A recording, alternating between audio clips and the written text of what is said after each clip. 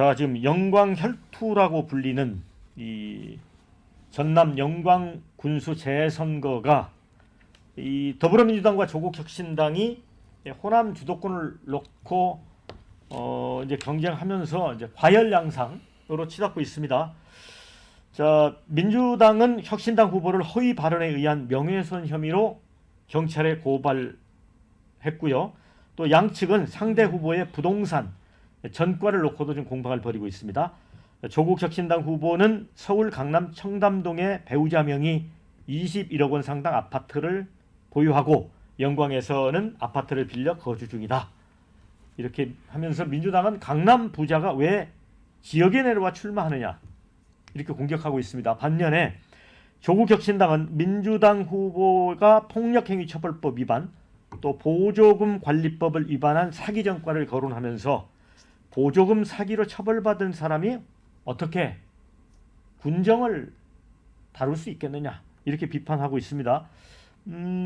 지금 뭐 이 두 내용은 거의 이제 사실에 가까운 내용 같습니다. 그런데 이제 선거 뒤에 이제 이렇게 이제 고소 고발전까지 가게 되면 봉합이 될지 이제 걱정이 됩니다.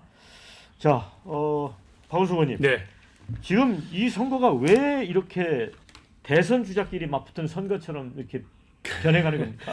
그러게 말입니다. 이게 군수 선거면 사실은 보통은 지역에 맡기는 정도의 선거인데 이게 아마 이제 총선 이후에 호남에서의 패권 네. 이걸 잃지 않으려는 민주당과 그 패권에 도전하려는 조국혁신당의 충돌 그렇다 보니까는 실제 이상으로 이제 선거의 비중이 높아진 게 아닌가 싶은데요.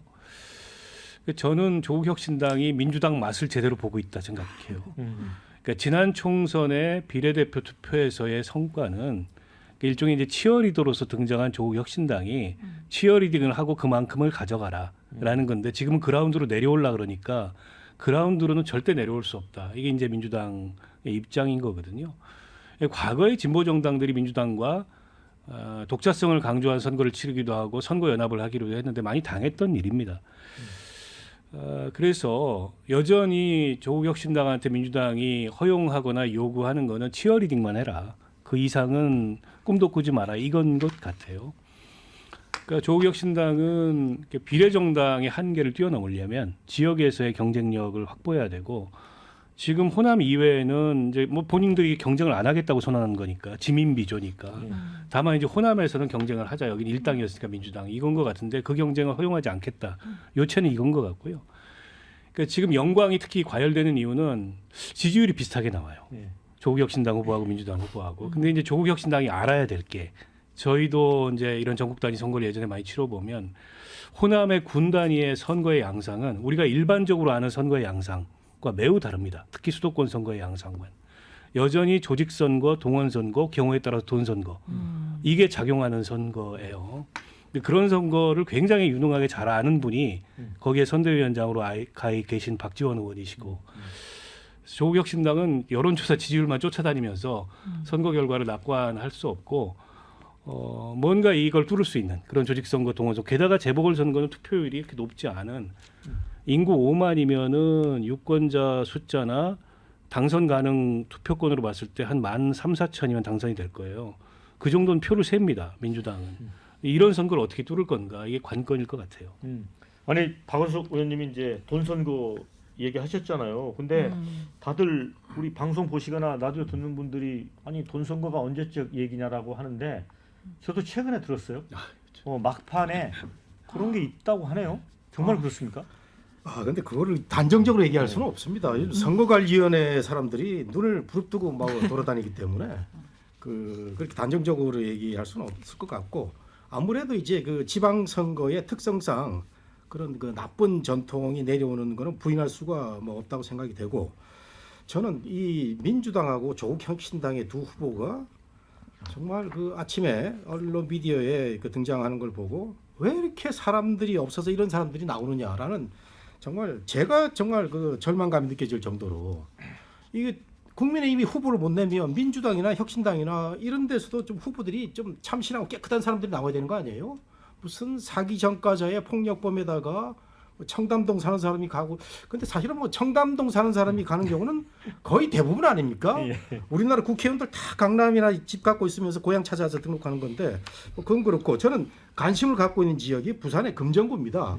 금정구청장에서 지금 3파전이 예상이 되는데 여기서 만일 국민의힘이 놓친다. 이거는 굉장히 아픈 그 상처가 될 수 있기 때문에 한동훈 비대위원장이 금정구에 대한 그 노력이 얼마나 보이느냐 이데 좀 관심을 갖고 있고 민주당이나 혁신당은 역시 그 단일화의 문제가 그 거론되지 않을까 이렇게 생각이 됩니다. 네.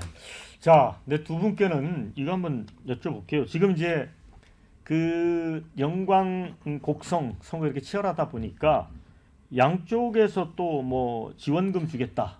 일종의 이제 포퓰리즘 공약을 내고 있습니다. 이재명 대표는 예산을 전략해서 영광 곡성 주민에게 시범적으로 100만 원씩 주민 기본소득을 분기별로 주겠다 이렇게 얘기를 했고요. 또 조국 대표는 영광 곡성 행복지원금 100만 원에서 120만 원씩 지급하겠다고 했습니다. 그런데 두 군 모두 자체 수입 비율이 10%입니다.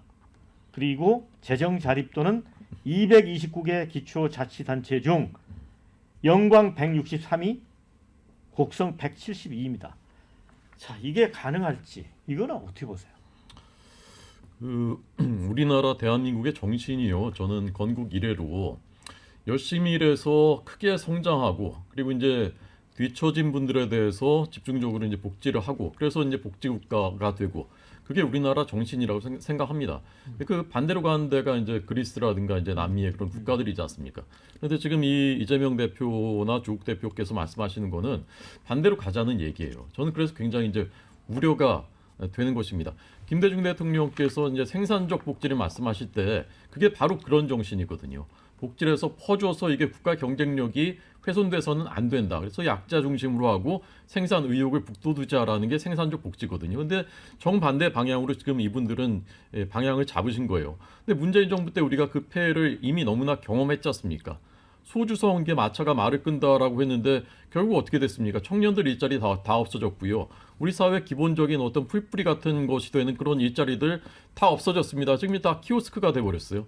그다음에 탈원전 이념적으로 이렇게 한다고 했다가 지금 오늘도 이제 그 신문에 났던데 AI의 대부라는 샘 올트먼 그다음에 젠슨 황까지도 이제 AI 시대에는 원전밖에 없다라고 하는데 우리는 지금 그때 이제 다 대못 박아 노는 바람에 지난 28일에는 우리 영광 원전 한 고리 3호기가 또 중단됐어요. 그때 이제 연장 허가를 안 해주는 바람에 점점 이제 문을 닫아버리는 거꾸로 가고 있는 거란 말입니다.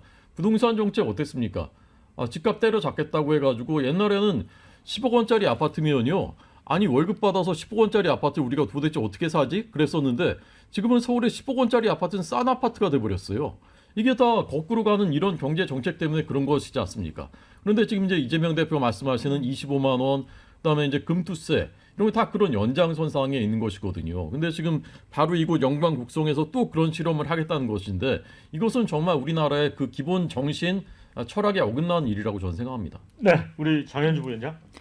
사실 뭐 앞서서도 말씀이 계속 나왔지만 너무 지금 치열해지는 것 같습니다. 정말 과열이 많이 되고 있고 지금 공식 선거운동 기간이 아직 시작도 안 했거든요. 근데도 서로 간에 뭐 네거티브 할 것 없이 좀 심해지는 것 같은데 뭐 앞에 나왔던 여러 가지 후보 비방과 관련된 부분은 네거티브도 앞으로 점점 더 심해질 것 같고 서로 간의 고소고발도 더 증가할 가능성도 저는 높다고 생각이 듭니다.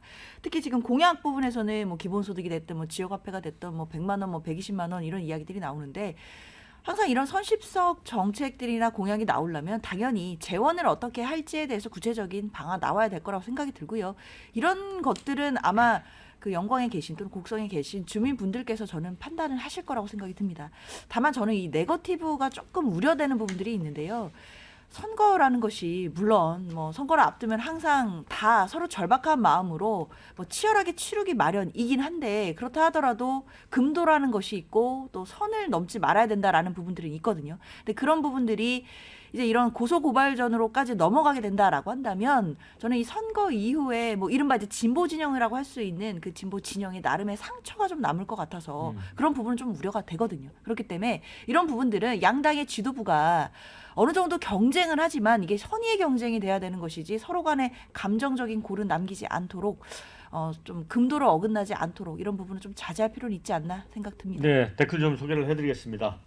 양당의 대전 싸울수록 같은 편끼리 죽이는 전쟁이다. 이런 의견 주셨고요. 혀가 왜 이리 짧노? 싸우는 모습은 보기 안 좋다. 자, 조국 대표 이러다 심상정 꼴 날까 걱정된다. 이런 의견 주셨고요. 반면에 조국당이 이겨서 민주당이 다시 반성하는 모습 꼭 보고 싶다. 조국당 지지하는 사람들도 막상 투표가 다가오면 민주당 찍는다. 아까 우리 박은석 의원님이 이런 시각에서 좀 보시는 것 같아요. 자, 양당은 형제간이다. 근본을 깨지 말고 페어플레이 했으면 좋겠다. 또 이 재정단입도 10% 안 되는 동네에 민주당의 기본소득 타령은 아닌 듯하다. 이런 의견입니다. 박 의원님. 그러게요. 그 뭐 공약에 대해서는 뭐 선거라는 어떻게 보면 이제 공약 인플레이션이 심해요. 더군다나 경쟁적으로 지금 현금성 지원을 하겠다. 근데 그걸 뭐 과연 감당할 수 있는가? 라는 측면에서 봤을 때 좀 비현실적인 얘기를 서로 간에 하고 있다 이렇게 보고요. 저는 조국혁신당은 앞으로 계속해서 맞닥뜨릴 상황이라고 봅니다. 이 상황이. 그러니까 조국혁신당이 애초부터 민주당과는 독자적으로 정체성과 정치적 어떤 이 비전이나 중심을 이 구별 정립한 그런 정당으로 출발한 게 아니고 일종의 이제 뭐랄까요 민주당의 파생 정당 같은 식으로 민주당의 조력 정당식으로 출발을 한 거였고 또 조국 대표가 아마 사법 리스크가 없었다면 민주당이 들어갔겠죠. 그러나 사법 리스크 때문에 민주당에 못 들어가니까는 저걸 독자적으로 정치 세력화를 한 건데 한계가 굉장히 큰 거죠. 근데 이제 민주당은 뭐 어차피 이제 잡아놓은 고기라고 생각하기 때문에 거기에 이제 뭔가 먹이를 줄 생각이 없고 딱 제가 아까 말씀드렸던 대로 조력자 역할만을 요구할 거고 그걸 벗어나려고 하는 순간 강한 견제를 할 거고 이번에 이제 부산에서 양당이 협력하지 않으면 국민의힘에 내줄 가능성이 높은데 단일화 굉장히 진통해요. 심지어 민주당에서는 그냥 그만둬라 조국혁신당 후보가 이런 얘기까지 아예 공공연히 나왔거든요. 조국혁신당으로 상당히 고민이 될 거고 이후에 정당의 정체성, 비전 그리고 정당으로서의 어떤 독립성 이게 굉장한 이제 시험대에 올랐다 이렇게 보입니다. 근데 아까 우리 정국 교수님도 말씀을 해주셨지만 이 조국혁신당 후보가 강남에 이제 21억짜리 배우자 명의 아파트를 소유하고 있다. 이거는 민주당이 이제 공격한다고 했는데 이거는 제대로 된 공격일지 잘 모르겠네요. 저는 조국당에 굉장히 어울리시는 후보라고 생각하거든요. 이분이 21억 청담동 아파트 그 조국당의 DNA하고 딱 맞지 않습니까? 근데 그냥 여기서 서울에서 이제 뭐든 좀 하시고 그 굳이 영광까지 가서 군수는 안 하셨으면 좋겠다 생각하고요. 그리고 이제 민주당 공천 받으시려다 이제 안 되니까 탈당한 이런 것이 과연 그것이 이제 합당한 일인가 저는 좀 의심스럽고 장세희 후보님 이분은 아까 말씀하신 대로 89년에는 폭력으로 이제 폭력 그 전과가 있으시고 2014년에는 보조금 사기로 전과가 있으신데 민주당이 호남을 이렇게 무시해도 되나 이런 분밖에 없나 정말 군수로 하실 분이 저는 그런 생각이 그냥 국민의 한 사람으로서 들었습니다. 요거는 장현주 변호사가 조금 네. 뭐 반론을 좀 하시던 가시죠. 왜냐하면 네. 이 사기령과 요 부분은 되게 민감한 거여서.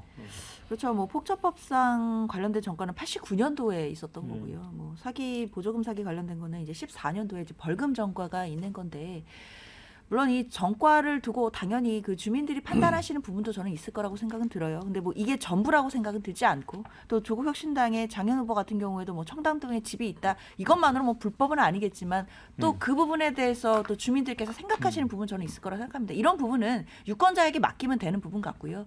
이런 걸 가지고 서로 간에 비방하고 이제 네거티브가 너무나 과열양상으로 가는 것은 사실 정당 차원에서는 조금 우려가 된다 말씀드리겠습니다. 자, 댓글에 두 후보는 뭐 막상막하다 이런 의견도 있지만 이런 의견도 주셨습니다.